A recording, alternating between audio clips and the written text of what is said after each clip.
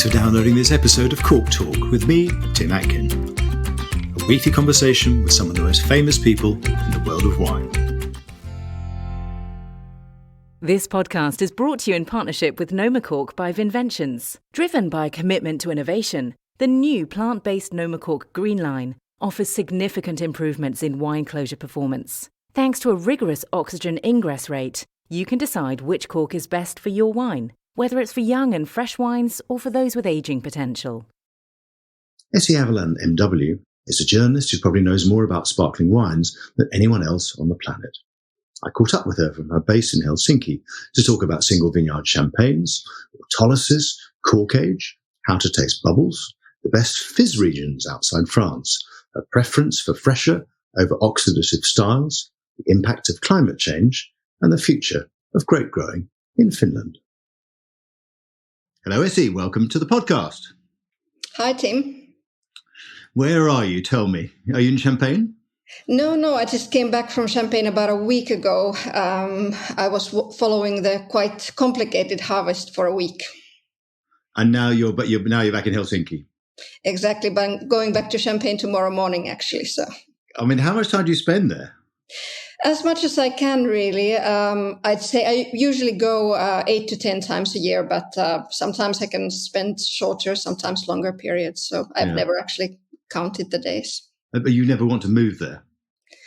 Yeah, why not? I feel like I have 4 homes. That one of them is London, where I come also maybe 10 times a year. I spend my summers in the south of France, and then Champagne and Helsinki. I like it this way.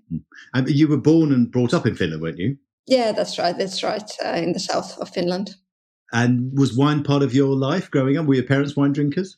Yes, wine drinkers, but it wasn't really a hobby of theirs at all. My father, there's a coincidence why I ended up in the wine industry. It was because of my father. So he used to work in the clothing industry and worked for the grand old man of wine in Finland. So Juha Berglund, he founded a winery in Bordeaux, and I started there as a cellar rat in 1997. In Bordeaux, wow! Yeah, Premier Côte de Bordeaux. The winery is called Chateau Carsan. So that was the way in. I just wonder, are there any vineyards in Finland? I mean, I know there are in Sweden and in Norway. Anything with climate change happening? Yes, there are actually a lot of vineyards, but we don't have commercial wineries yet. Actually, earlier this week, we got some news of a very brave entrepreneur from Nauru, which is one of those islands on the south coast of Finland, that he's starting commercial production in greenhouses. So we shall see. And what's he growing? I think it was some sort of a Riesling type, which is quite surprising because obviously in most cases people start with some kind of hybrids or the likes of that, but we'll see. But Finland is still quite a lot further north from Sweden, the south of Sweden and Norway, so there's still a way to go for us. Climate change is going to get a lot warmer before they're beginning to grow red grapes in Finland, right? Yeah. Did you study business administration, didn't you, rather than wine or agriculture university? When did you switch? You said you went to Bordeaux as a cellar rat, but when did you think, hey, this could be a career here? Yeah, when you're young, you have to choose quite early on what you want to do. And I went to the business school because I didn't know what I wanted to become. And that sort of felt like it was going to keep all the doors open. And it was actually during that time that I went first for the harvest for 2 weeks and did this marketing paper for school. And then the next year I lived there for 6 months, basically the whole growth cycle of the vine, did all the jobs in the vineyards and then the harvest jobs in the cellar. And then I chose that, when graduation was coming closer, I decided that I wanted to seek a career in wine, which was something quite unusual in Finland at the time. Yeah, and when did you first become interested in sparkling wines? Because you went to Bordeaux, so it could have been Bordeaux, really, that was your specialty. Yeah, I actually started with white Bordeaux, and it still is a big love of mine. I love the style because that winery in Premier Côte de Bordeaux was focused especially on whites.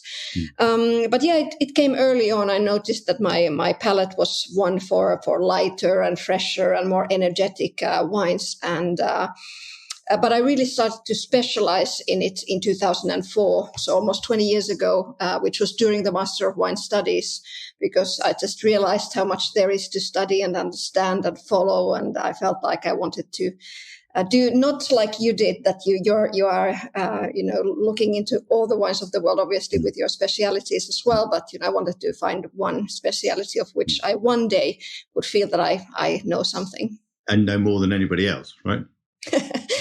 Exactly, that's the goal. And was there a moment when you had a bottle of sparkling wine, a champagne probably, and thought, "Oh, I want to do this"? I don't know.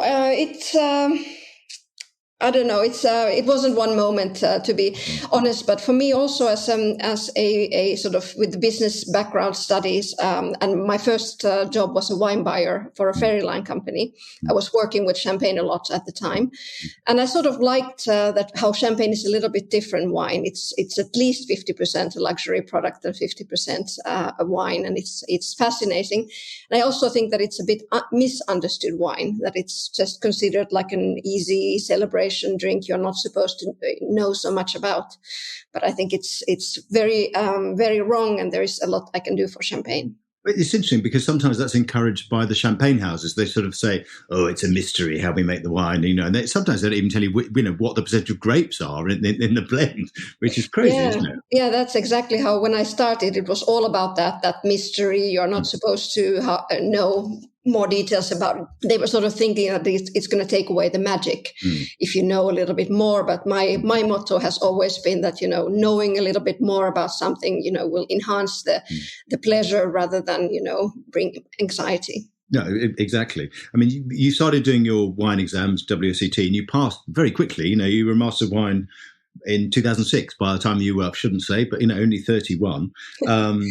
What advice would you give to someone sitting the exam? I mean, especially to pass it as quickly as you did, so young. Yeah, I decided that, I find it, of course, it is, I think, tough for everyone. It requires a lot of work, no matter what you've done before. And I felt like personally, it was so painful that I wanted to do it, get over and done with it as quickly as possible. And yes, the first year I really focused on the theory, which I passed, and the tasting I didn't do so much for. But then once you've passed the tasting, the theory, you can start to do the dissertation. So I was still able to pass in that minimum time. And then when you passed the tasting, you won the top prize, the Bollinger Medal, named after Madame Bollinger. Yeah. Just wondered, whether you think that great tasters are made or they're born. Was it something that you definitely had to work at? No, I think it was definitely, they are made, at least I think I'm totally made, because, when I started in Bordeaux, I realized in 1997 that I hadn't used my sense of smell and taste to the extent I could have. I was always, looking and listening rather than smelling and tasting. And I thought like I couldn't find all these aromas the others were finding. And that was one of my, one of the first things I wanted to be good at. And then, I think it was a long road, but it gets the easier, the more you do it, the easier it is. So, is there a different technique for tasting sparkling wines? I mean, obviously you've got carbon dioxide in the wine. Do you find you almost bring a different way of analysing the wine to sparkling wines? I don't think it's a different way of analysing, but I think that a lot of people think that tasting sparkling wine is very difficult compared to red wines and white wines because of the bubbles and also because of the high acidity. Personally, I find that that it's tougher to taste red wines with all that tannin and all that alcohol, and I feel like the tannins are accumulating in the mouth. But I think it's all about, it's really, the wines are very delicate and nuanced. They're very subtle overall. And I find that, it's also, I think it's a little bit, I find that the people who normally taste and judge red or white wines maybe look for a little bit different things in sparkling wines that, for example, someone like me would. Yeah, I think that's true. I mean, I find them quite hard to taste. I mean, partly because I'm not doing it a lot, and I taste a lot of red and white wines. So I admire anybody, I mean, particularly, as you said, because of the acidity. But I find that the CO2 goes to my head. I can't taste lots and lots and lots of sparkling wines. I wouldn't say I'm drunk, but I get a little tipsy. I don't know. Is that a problem? No, I've never felt that at all. For me, I felt that it's tougher with the more alcoholic, red wines. I feel like there is more that alcohol influence for me there. Yeah. I mean, your MW dissertation was on single vineyard champagnes, and at the time you called it somewhat provocatively the antithesis of champagne. Just tell us what you meant by that and how the situation's changed since you wrote the dissertation in 2006? At that time it was a quite of, forward topic because, I tried to look for as many single vineyard or single site champagnes as I could. And there were probably 30 plus of them on total. And now there are hundreds and hundreds. I can, name over 500 of them today. So the world of champagne has changed a lot. I guess it has become a wine more linked directly to the terroir. Yeah. It's interesting. I was talking to John Bonnet recently, who's written his book. I don't know if you've read it, The New French Wine. And I said, which region surprised you most when you were researching it? And he said Champagne. He said, because I thought of Champagne as just being blended wines and big champagne houses doing stuff. And he suddenly found, he said it was like Burgundy with all these amazing single vineyard incredibly complex, and it's incredibly dynamic. There are so many new producers mushrooming all the time, the new generation coming, and it's very, very exciting moment for Champagne right now.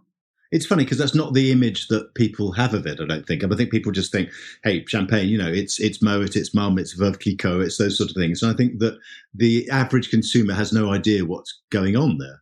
Yeah, that's very true. And of course, the big brands still do dominate the market a lot. But I know, these revolutions have to start somewhere. And I think this focus to the terroir and the vineyards has really is doing Champagne a lot of good. Tell us a little bit, I mean, you're such an expert on it, but try and explain it to someone who's not an expert. What makes Champagne such a special place to grow grapes? Tell us a little bit about the different sub-regions and maybe the styles they make. Well, obviously, it's we've all heard a lot about the chalk in Champagne, but it is very important in that very what used to be quite marginal climate is not so marginal anymore, but there is still a lot of rain in the area, and that chalk really is integral in sort of first getting all that water off the vine's feet, and then more and more now with the climate change, the chalk can give back a lot of water in the year in the very dry season. So it's actually very useful still in the changed climates. And yes, we can debate about how we can taste the soil's minerality in the wines, but I think in Champagne we definitely very well can. What's also fascinating is that all the different sub-regions of Champagnes, there really are different expressions within those regions for all the three grape varieties that we're using. So that really makes Champagne a great terroir wine for me, even if we are used to more blended terroir wines from this region. So what are the sub-regions? Just tell us. Yes, so we have the Montagne de Reims, which is the key Pinot Noir region, where we have this sort of both the very cool northern-facing front and then the very warm south-facing front. So we have two very, very different kinds of sides of the same hillside. And then we have the Vallée de la Marne, which is has very little chalk to it. So it's more the river valley with different sandy clay-based soils. And this area is very good for Meunier, predominantly, especially because it's very tough for Chardonnay and Pinot Noir because of the threat of the frost in the spring. And then we have the Côte de Blanc, south from Épernay, which is the key Chardonnay area, where we are really on this pure slope, southeast facing pure chalk slope, where the chalk starts, very quickly after a very narrow, shallow topsoil. And then we have actually plenty of other regions. The Aube, Côte de Bar down south, actually bordering Burgundy, is very much up and coming at the moment. We have a lot of Pinot Noir grown there, which is a bit more fruit forward and lush style of Pinot Noir. And then there is also the great hillside of Mongö, a very old chalk terrain, which grows magnificent Chardonnay. And there are many others. No, and it's interesting, as you saying, that with more and more these single vineyard wines, you can actually get to know the region better. Whereas in the past, you'd say, well, there probably is a bit of Pinot Meunier from the Vallée de la Marne, there's some Pinot Noir from the Montagne de Reims, and there's a bit of Chardonnay from the Côte de Blanc. But now it's easier to deep dive into the region, isn't it, and do that. Exactly. And all these messages can mean something to the consumer when they can taste what is the Chardonnay from Côte de Blanc and what is the Pinot Noir from the Montagne de Reims. So I find it very useful that we can learn about the terroir with these single site wines. I mean, Champagne is made predominantly with just the three grapes, as we know, the Chardonnay, Pinot Noir, Pinot Meunier. I think others are allowed, aren't they, in the vineyards? But just tell us about the main differences between those grapes, how you recognise them in the glass, especially. What do they bring to a blend? Well, what is, of course, intriguing is that 2/3 of Champagne's grapes have a dark skin, even if the wine is white, what we make from them. So that makes the usage of Pinot Noir and Meunier quite special. Chardonnay is the only white variety, so it's the most, the lightest, the most elegant, I'd say the most mineral of Champagne varieties. It's has very sort of spring-like, summer-like aromas, lots of, lemony, yellow, green fruit. It's very lively, happy flavors. It's turns beautifully toasty over time. Then we have Pinot Noir, which was the historical great variety of Champagne, which still predominates in the vineyards. And then there's much more body, there's much more volume, there is power, there is structure. But the aromas you have red fruit, you have a lot of spices, maybe some, even sous-bois or mushroomy notes when it ages, as well as biscuity tones. And Pinot Noir is the variety that is more easily prone to oxidation than Chardonnay. Mm. And then we have the third one, Meunier, which is harder to put in a box because it sort of has been the workhorse variety of Champagne. And I think people haven't maybe, taken the most out of it yet, because it's, people want to get big yields out of it, and it's the most difficult variety to grow in Champagne. It really needs a lot of attention and much smaller yields for it to express itself. And we have, there are lots of different Meuniers around. Some resemble more Chardonnay, some more Pinot Noir.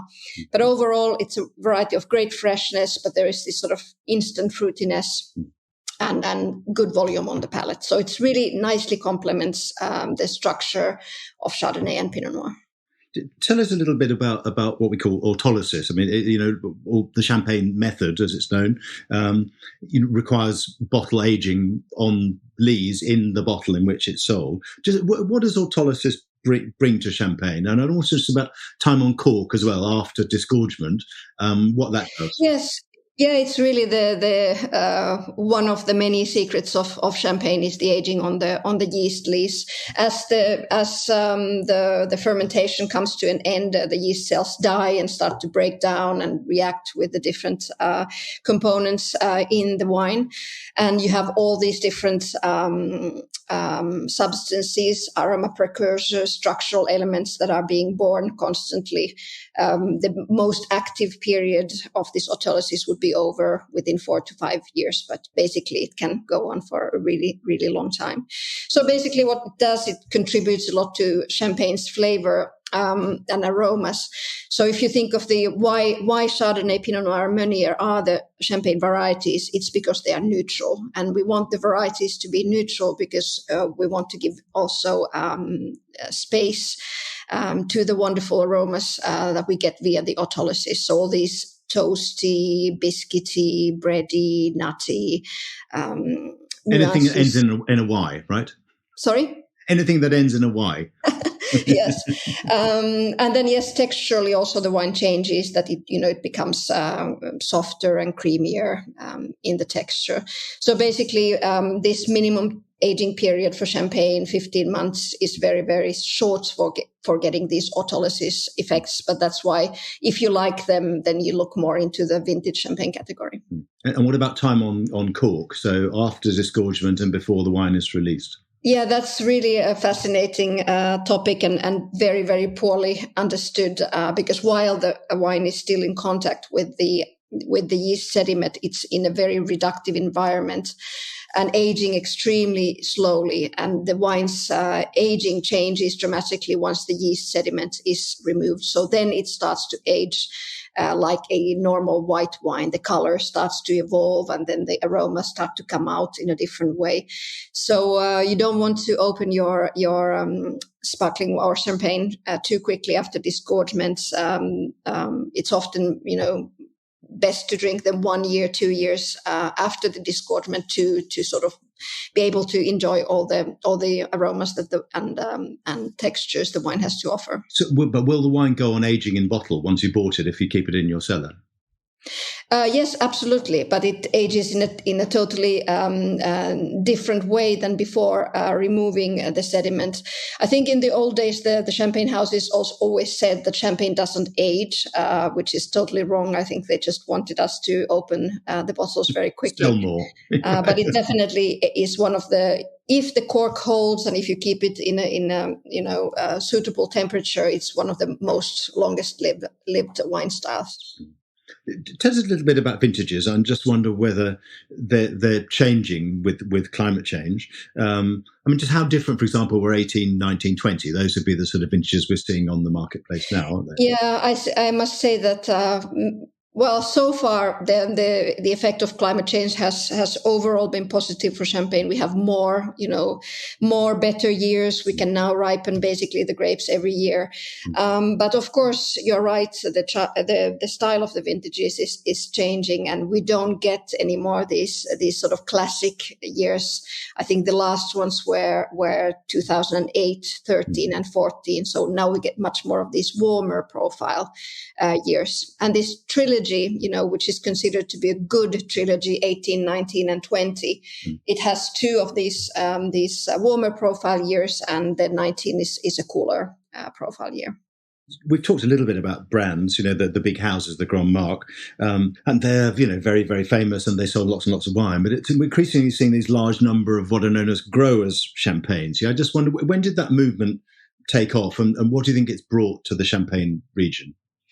Well, I think that we could say that it really started, if one needs to mention one person, I would definitely say Anselm Selos. So basically from the 80s, really accelerating in the 90s. And of course, the whole of the 2000s have really been an era of the boom for the grower producers. Of course, we must bear in mind that it's still a very small part of Champagne's output. That's why they're not so well known yet. How big is it? Very small, actually. If we think of, these growers, what you and me are now talking about, so the ones that, are exporting around the world and, making exciting terroir-focused, sustainably made wines, we are talking about maybe 150 more, in practice, actually 50 estates wines that have hit that marker of international fame. And what percentage of the production of champagne would be grower champagne? Is there a figure?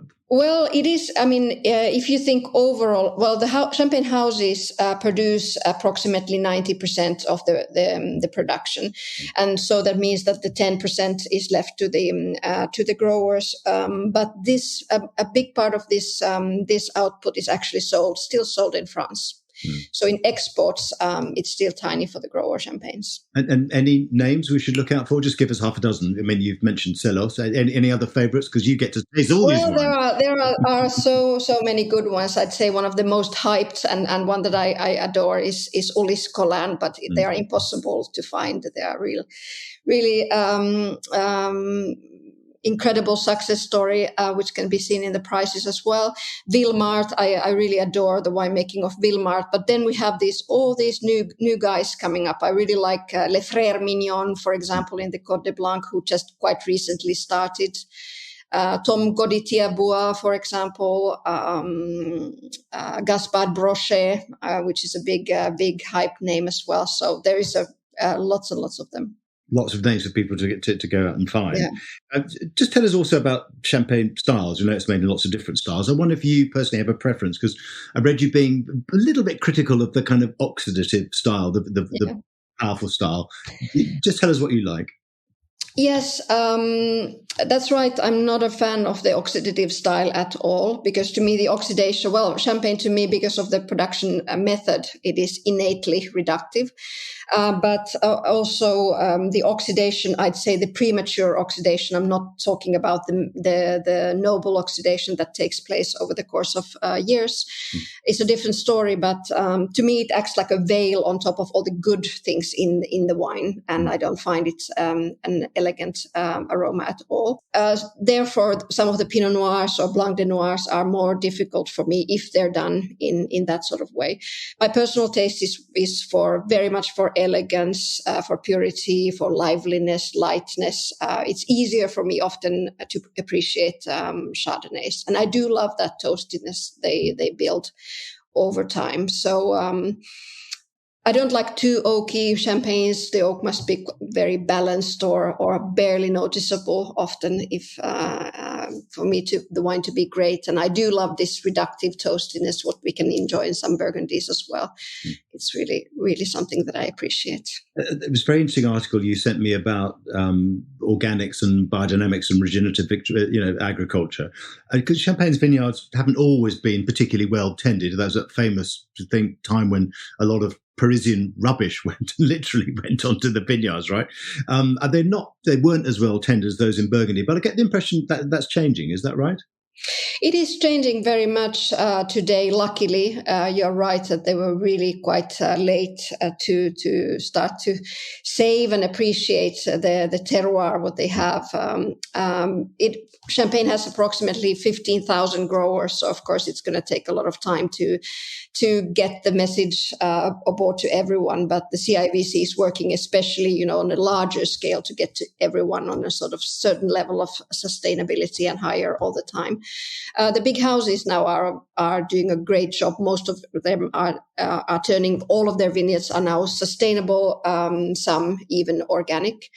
And they really do support their suppliers turning sustainable and organic as well. And of course, then we have those really famous growers who have really been the sort of spokesperson for such viticulture in Champagne. So it began with the growers, did it? I mean, the growers' Champagne movement really were focused on their vineyards, right? Yeah. Exactly. It started with the growers, with a few pioneers, and now it has become much more common. I mean, you're not just a Champagne expert, you're a sparkling wine expert, which means you get to taste all these wines from all over the world. I mean, some better than others, I'm sure. But, I mean, Champagne's still considered the greatest sparkling wine region on earth. Who are its strongest competitors these days, do you think? Where do you see the best wines coming from that aren't Champagne? Yeah, I mean, there are lots of, for me, actually, there is not one region. For me, sparkling wine is a very specific wine, and there's a lot of mastery in the making and understanding what is the balance in the grapes that you are after. Therefore, to me, it's really certain producers in many regions that excel rather than complete regions. I think you can easily, look into it's often actually in many countries, it's the Champenois who have taken the method to a different country, who still do the best sparkling wines there. And I must admire, when Chandon, so subsidiary of Moët Chandon, went first to China and India some 10 years ago. And already from their first harvest, in our competition, the World Championships criteria, they were already getting silver medal quality from year one, which is quite extraordinary. So when you know what you're after, you can do the style quite easily. And there are a lot of stars now in Eastern Europe, for example, which is great. But if you just look at the climate, for example, Trentino, so the Trento DOC sparkling wines in the north of Italy, like mountain bubbles, they grow the grapes up to 800 meters today, and that really, naturally, easily gives very good results. New Zealand is a wonderful place for sparkling wines. And then, of course, your native England, I think, has a lot of potential. It's, of course, a tiny country for grape growing. But I think if we think how young the vines are, how young the business is, there hardly are any reserve wines around, and many of the producers can't keep the wines long enough in the cellar. I think the potential is great. And South Africa? South Africa, I think it's one that I'm surprised how well they do, because the climate certainly isn't the easiest for sparkling wine, and I think they've had their problems, the droughts and stuff lately. So it's not easy, but there's a lot of passion for the Method Cup Classic there. So we can find great wines, but they are more in a softer profile. Interesting. Most of these sparkling wines we're talking about are made from two grapes, really, Pinot Noir, Chardonnay, although, as you pointed out, Meunier is widely grown in Champagne. Which other grape varieties are capable of producing top quality sparkling wines, do you think? Well, I think, as I mentioned, the greatness about Chardonnay and Pinot Noir is that they have that structure, that acidity that we need, but then also have a certain neutrality.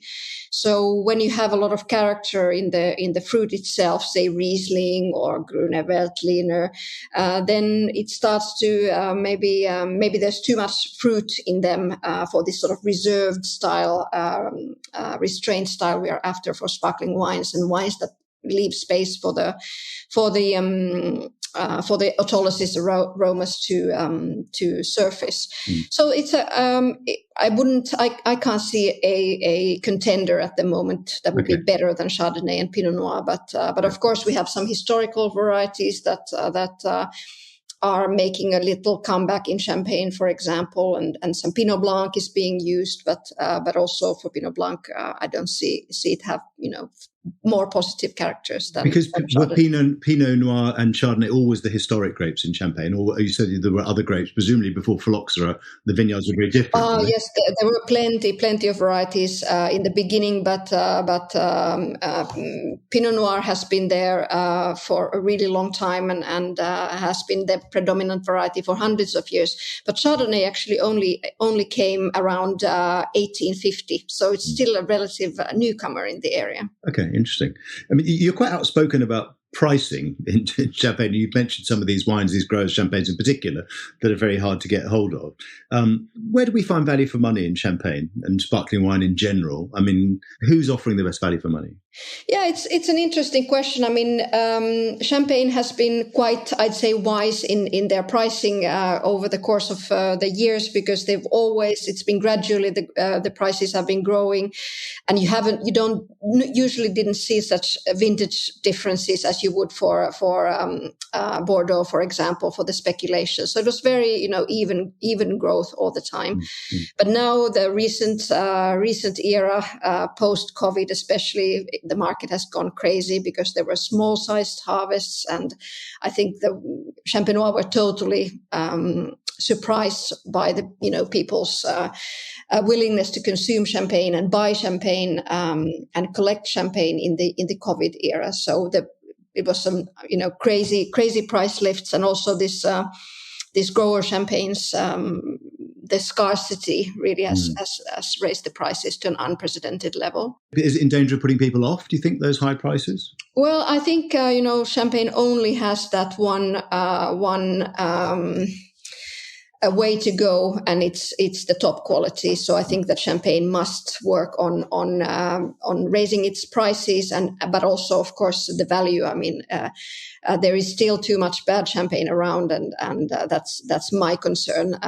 Of course, still today the greatest sparkling wines of the world are Champagne, but there is too much bad stuff around, which should be dealt with. But I think if you compare with the pricing of Bordeaux and pricing of Burgundy champagnes, one could even say that they are cheap. It's a bargain. Right? Yeah.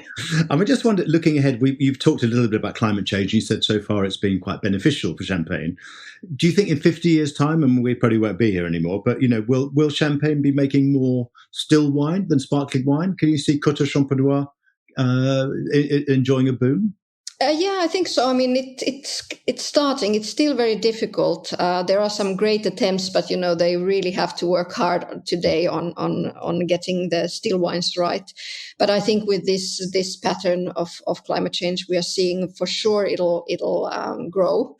I hope it will not. The world doesn't get so warm that Champagne isn't a suitable environment for sparkling wine anymore. But definitely, I think that some areas there will be more dedicated for still wine in the future. Is anybody at the moment just doing Côte Champenois? No, I don't think so. Some new producers might start obviously releasing the Côte Champenois first, but because making champagne takes a longer time. But it's really not very easy at the moment because of the pricing. It's tough to get the same price for the still wines as you get for the champagnes. Yeah.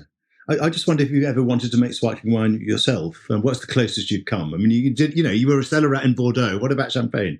Yeah, I mean, I do like, and every harvest I want to pick some grapes and like to do a little bit of jobs in the cellar. I do, like to get my hands dirty, and I love tasting base wines, and I love doing my little trial blends and things like that. But it's of course tough when you are a wine journalist to make a lot of wine yourself.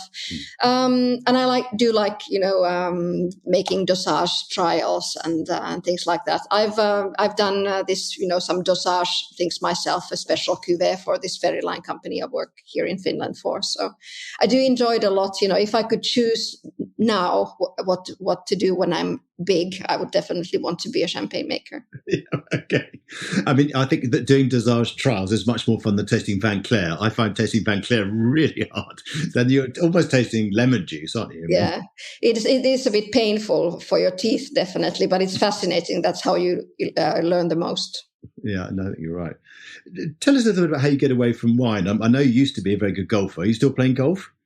No, I switched golf for horse riding because I had done it for 15 years at the time. But I do want to get back to golf when I have a bit more time on my hands. But yeah, it's just basically sports, running, things that don't take so much time as golf or horse riding. And obviously, I travel a lot, which I like a lot. But then when I'm at home, it's good to be home and then also try to see my friends. And your next trip is, guess where? Champagne, right? You said? Champagne tomorrow morning. Tomorrow morning. Yeah. So I've managed to get you in between two trips, right? Exactly. And which is your latest book that people should be buying? Because, I mean, you've written how many? 5 guides, haven't you, to Champagne? Yeah, I mean, to Champagne, probably something like that. Overall, I've written some 10 books about wine. But the latest is actually the website that I'm working, which is it's mainly for the tasting notes. The latest book came out 2019, the Christie's World Encyclopedia of Champagne and Sparkling Wine. And your website is named after yourself, presumably. Is it essiavellan.com? Yes. Okay, so people can find it. Listen, it's been a pleasure talking to you. Thank you so much for sharing your expertise and knowledge, because it really is incredible. We're very glad you decided to focus on champagne and not somewhere I'm an expert on, right? Great. Thanks, Tim. All right. See you, Essi. See you. Essi really does know her stuff, and she has an enviable talent for passing on that knowledge. Champagne is lucky to have her. Next week on Cork Talk, my guest is Christoph Hammel from the Pfalz region in Germany.